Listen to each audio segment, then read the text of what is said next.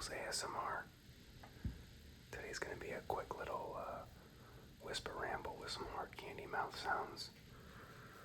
Really just going to be kind of rambling about what's been going on the last couple of days, wedding planning, and just anything else that comes top of mind. I got a little Olipop here, orange squeeze flavor. I got the hard candies.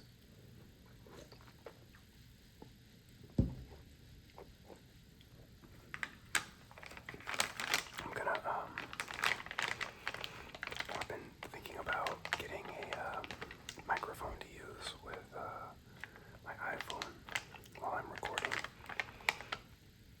I'm testing some different variations of audio quality.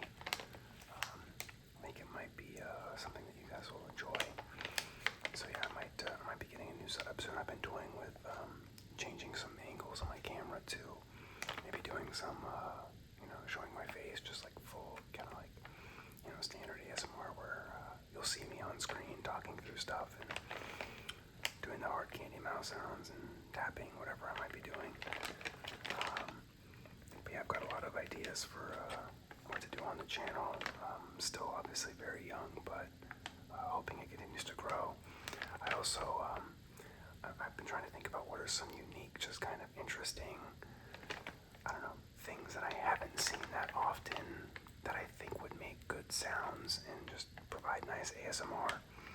One of the things I was thinking about was doing like a watch building video, like putting together a little watch movement in like a case, and there's all these little screws and different pieces of machinery and springs and whatever.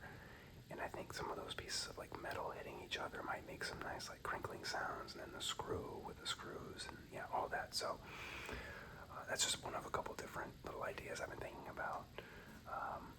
Again, still very early in the days of this channel, but I'm definitely thinking about always thinking about new and fun ideas. What can I do to make great sounds for everyone, provide relaxation.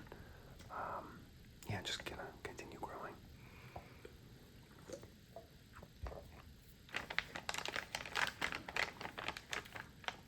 Very much gonna keep it lo-fi for a while. Alright, too much talking without hard candy. Let me get one of these hard candies here.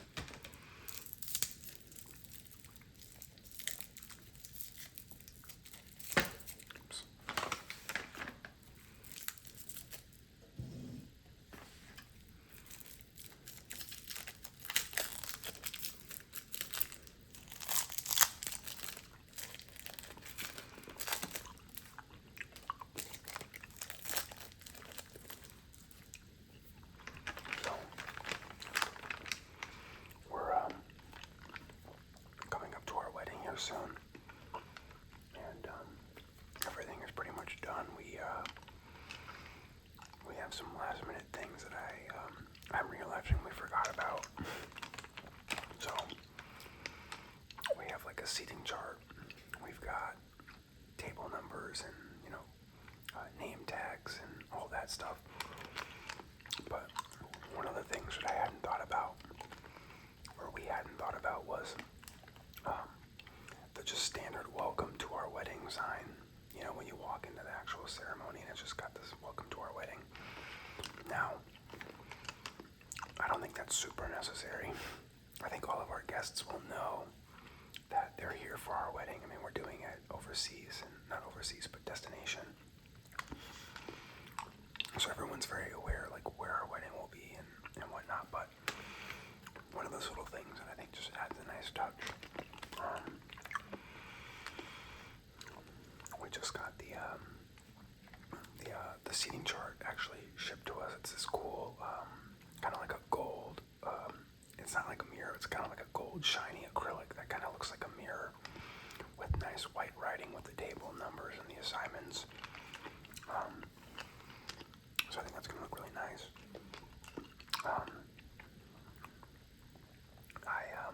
I'm having a hard time finding. It got delivered a couple days ago, but I'm having a hard time finding the his and hers drink sign that we got. So if anyone's curious, hers drink is a raspberry martini, and his drink is a pineapple tequila sour. Kind of fits the destination. Well, I was kind of thinking about what would fit the destination. So ours is in Mexico, our wedding, and I thought, okay, tequila's cool. I like tequila sours. I like whiskey sours. I mean, I usually just drink, whiskey, really Scotch, neat, or on the rocks, or I drink like a nice strong dark ale or like a stout. But I was trying to go with the theme of where we're gonna be in Mexico, so I thought a pineapple tequila sour would be nice. And then my fiance, she just loves martinis and any kind of like, fruity, like sugary, like lemon drop martini. She likes espresso martinis too, but anything like that, apple martinis. But we landed on raspberry, so that's the his and hers drinks. But we got a custom sign that will be on display at the bar that says the his and hers drink. But we can't find it. I can't find it in our mailroom, so we live in a building that's very large. I think it has like just under 500, maybe it's like 450, 450 units, and all the packages and boxes go to the one mail room, and it's complete fucking chaos. Excuse my language, but it is an absolute nightmare. So, just as an aside, the building we live in is terrible. We will be moving out at the end of our lease. It's a very classic case of basically just doing enough to like get by. They're really just maximizing the bottom line. There's like no staff here. There's like 2 maintenance people, but there's literally no staff on site. Like if you have any kind of issues, it's all done through a portal or on a phone, which is like wild, especially given how large this complex is. It's also not surprising. Our apartment is owned by like a very large conglomerate that's publicly traded. So it doesn't surprise me that it's just a very awful, like terribly run organization and company. There's like, we've got an email of like our community team. There's a community team that oversees 5 of the different properties in our area. It's like 7 people. 7 people for 5 properties is wild. Just wildly understaffed. It's incredible.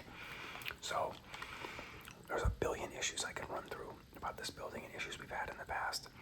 But my biggest issue is the mailroom. There are just racks in there that say like, floor 1, floor 2, and like the couriers are supposed to go and put them, in that section. So look, partially maybe it's on the couriers, like yes, ideal world, they're putting it in the proper floor, in the proper like, rack. But I also realize these couriers, like, they've got a billion deliveries, they're trying to rush. They don't necessarily have time to look at every package, see what building or what floor it is, and then put it on the right rack. And in my opinion, and what I've seen in most other apartment complexes of this size, you have somebody on site that works the mail room, checks the box like when it gets there, puts it in a designated area, and then you like walk in and they can just either tell you where it is or you can just expect to find your box in your area. It's not the case. It's an absolute free-for-all. Boxes are all over this place. I found it in all different sections of the mailroom, so it's incredibly frustrating. I actually just minutes ago, before I started filming this video, spent 20 minutes, no lie, 20 minutes looking through the entire mailroom, trying to find this sign. Can't find it anywhere, so yeah, very frustrating. Thank you for listening to my rant. But outside of that, everything is pretty much done. I'm waiting on, my father had passed away a couple years ago, and I'm going to bring some of his ashes. We got like a reserved in memory of sign that we're going to put up at the ceremony and the reception. And I wanted to get a necklace that had some of his ashes that I'm going to put in it. And I got one of those ordered with it's custom, like with, his initials and things like that. So we're waiting on that. I'm going to put that on the chair with the bouquet and the picture. So, yeah, waiting on that still. But the last few things really are, we have to do finalize. We have our seating chart for the reception done, but we have to do the seating chart for our rehearsal dinner. We have like 30 something people at the rehearsal dinner, so we have to finalize the seating chart for that, and then I have to put together a playlist for our welcome party. So we have like a fun little welcome cocktail party. I just want to have like a nice fun little pop, girly pop, if you will. That's what my fiance likes to call it. Playlist, and I'll throw some like other like hip hop, pop hits, that kind of a thing, alternative. But yeah, and then I think really the vows too. I've been working on my vows for a while. I definitely have enough material, so I've been reading about it. Let me get another one of these hard candies.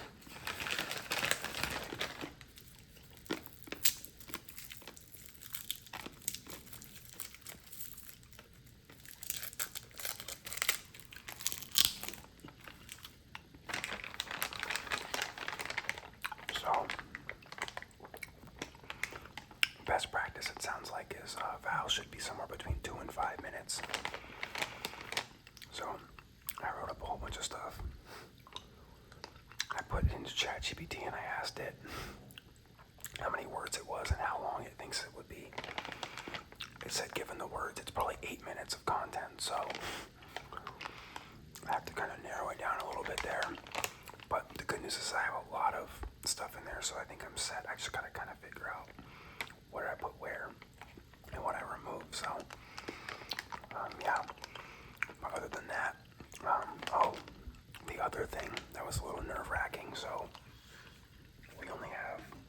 we have like less than 2 weeks before we leave, and I rented tuxes for everybody, and for the groomsmen, and some of the groomsmen are getting their tuxes delivered finally. I actually just got mine, but the first groomsman, he got it and he tried his on, and he was like, hey, it fits great, everything's good, but there's no bow tie or tie. Is that like, just wanted to make sure. And I was like, oh damn, I forgot. So yes, that was intentional. We purposely did not get them bow ties because we were going to buy bow ties to match the bridesmaids' dresses once the bridesmaids' dresses were picked out. So at the time when we were renting tuxes, we didn't know the color of the bridesmaids' dresses yet. So we just completely forgot about that, which would have been an absolute crisis. So I'm glad my buddy mentioned it. I'm sure, I would hope somebody else would have mentioned it.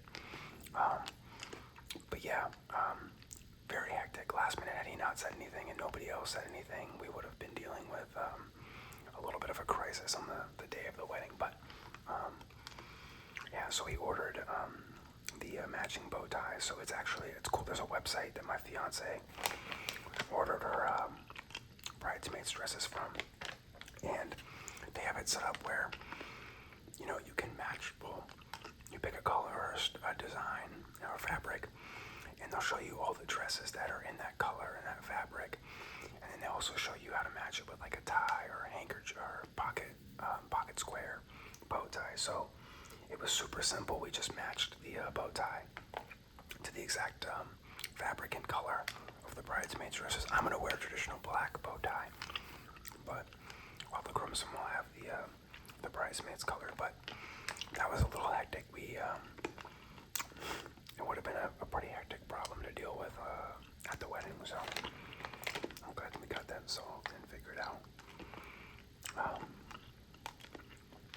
Yeah, I think in terms of the wedding stuff, that's really all that's going on. My cat's coming up here. Let's see if she wants to make an appearance. We'll see. She just jumped up on the table here. We have a pet sitter for the pup. Sorry if you can hear that. That's the automatic cat box. You may not be able to hear it, but yeah. I don't have the list in front of me, but I think we're pretty good. We have to pick up I have my wedding band already. We still have to pick up hers, and then we also got her sister a necklace as like a wedding gift. We have a jeweler that we go to. He's been like my family jeweler kind of a thing for a long time, so I'm just waiting on to go pick that up, I think, next week. But, yeah, outside of that, off the top of my head, I think we're good. Just kind of getting excited. I'm not nervous yet. Everyone keeps asking me if I'm nervous. I'm not nervous. I'm very excited. I think if you ask me the week of, or obviously the day of, that answer might change. But for now, I feel great. I think we're in a good spot. As long as I can find this freaking drink sign. But, yeah. Anyway, I really do love these hard candies, so I talked about it before, but I think when and I've been doing so much stuff with the wedding, I haven't had a chance, but I want to place a large order for like a ton of different hard candies. Anything I can find. You know, it doesn't have to be healthy, like organic or whatever, but I'm gonna do a whole haul, and maybe I'll do like a haul, like unboxing video when I get them all. But what I also want to do is, I want to do like a review of each one and kind of maybe give it a score between, 1 and 10, and maybe even do like a tournament style kind of, YumEarth hard candies versus butterscotch, and kind of do my favorite and see which one ends up winning. So I'm looking forward to that. I've got a couple. I think I added to my cart. There's like a coffee hard candy. I forget the name of the brand. Is it Copico or something? I don't know. But I've got that. I've got some more of the YumEarth ones. I've got butterscotch. There's like a strawberry cream one too. But I think there's plenty more. But I want it to be like a truly just hard candy. I don't want it to be like a soft gel or a chewy candy. It's got to be all hard candies because I love those hard candy mouth sounds. But yeah, I think that's going to be fun. Let's see if my cat, I think she's going to come up here. She's going to make an appearance. Yeah, let's see. Hi, Honey Cat. Hi, sweetie. There you go. There she is. Honey Cat's first appearance. Or she wants to get with the plastic. Hold on. She didn't really make too much of an appearance, but you might see her tail. Yeah. I don't know. You'll see. It's pretty funny. Her name's Honey Cat. She's a orange tabby, female tabby. So I've heard, I didn't realize at the time, but apparently female orange tabby cats are very rare because they have to get that orange gene passed down from the mom and the dad. So apparently it's just not very common. It's like 1 in 5 cats or something. Orange tabby cats are female, so she's pretty rare, but she's my girl. I got her, I think it was like a couple months after COVID. Not after, but like kind of during COVID. She was a COVID baby. My previous cat had passed away a couple years prior, and it was just about time, I think, to get a new cat. And we went to the local shelter, and I went in and I saw her, and I was like, oh dude, this is the cat. She's adorable. She's so cute. She has this like smushed little face. I'll maybe try to get a picture or a video of her up, maybe a video of her eating for some ASMR at some point. But I loved her like right off the bat. And the problem was that she had just gotten brought in. I think she just jumped down. She got brought in that day or the day before, and there's like a 7-day waiting period because they have to give her shots, and then they do a chip and all that. And I had asked, because I wanted her, I was like, is there a way, can I put in a hold? Can I pay like now and come back and pick her up? And they said, no, that's not how it works. You have to come back in 7 days. So I wanted to make sure, you better believe, I wanted to make sure I was getting this cat. So, excuse me.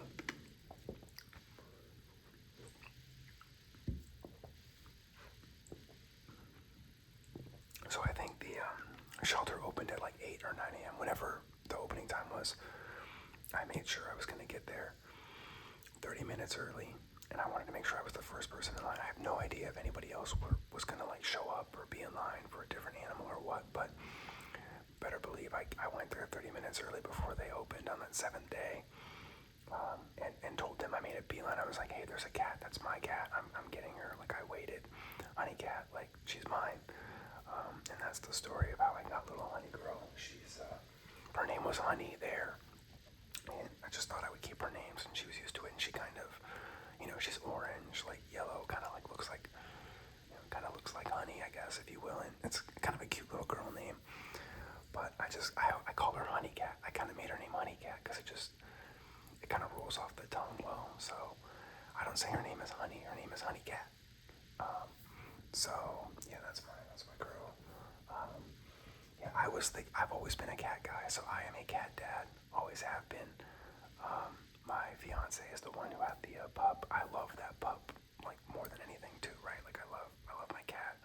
I love the pup, equally as much. But yeah, she was the dog mom. I was the cat dad. It took a minute trying to get them to get used to each other. So when we first moved in together, we basically set up like those like baby kind of gates that you can put to protect your kids from going into rooms that they shouldn't, or going downstairs or whatever.